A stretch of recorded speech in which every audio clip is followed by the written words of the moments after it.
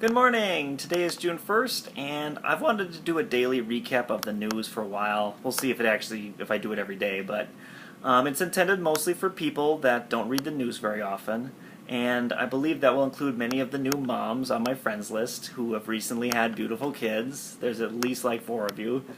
And so this is my attempt to trade some of my free time to save a little bit of yours. And I'm also hoping that this will help me out by people making helpful comments and listing things that I might have missed. And I'm also doing this because I have some problems with the media in this country. The only one I'm going to mention today is that as businesses that make money off of ad revenue, they over-report stories that are sensational. Story 1, there has been a ton of speculation about whether our current president is going to meet with Kim Jong-un, the leader of North Korea. It's been on again, off again for months. If it happens, great, but I'm tired of the speculation, so I'm going to wait for something more concrete.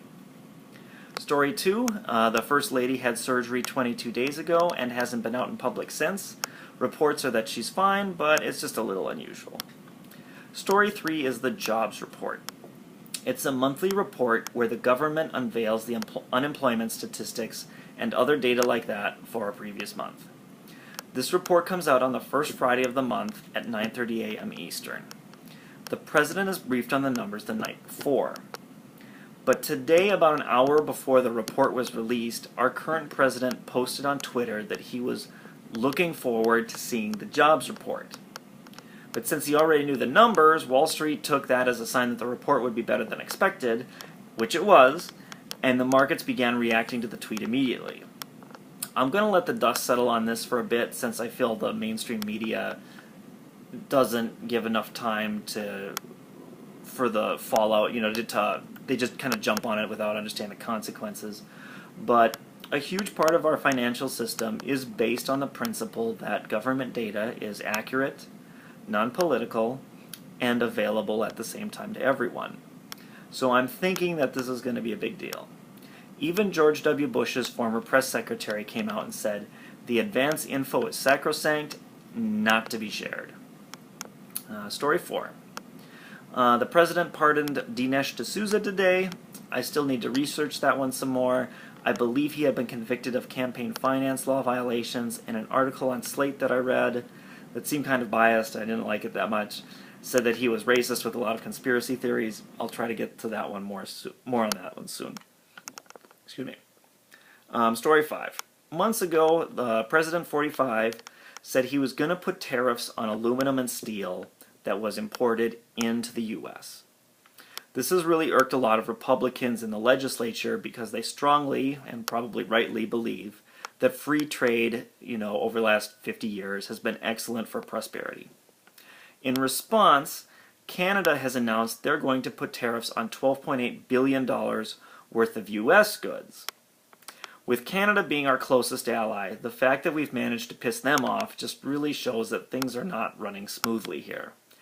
And although I certainly wouldn't consider China an enemy, I do think that we shouldn't make trade deals with China the same way we make them with Canada, and that's kind of roughly what we're doing right now. China and the European Union are also angry that we're going to put tariffs on imported aluminum and steel, so they're going to put tariffs on our goods, but what's going to happen has changed pretty much every day for the last 2 weeks, so it's been a bit of a challenge to follow.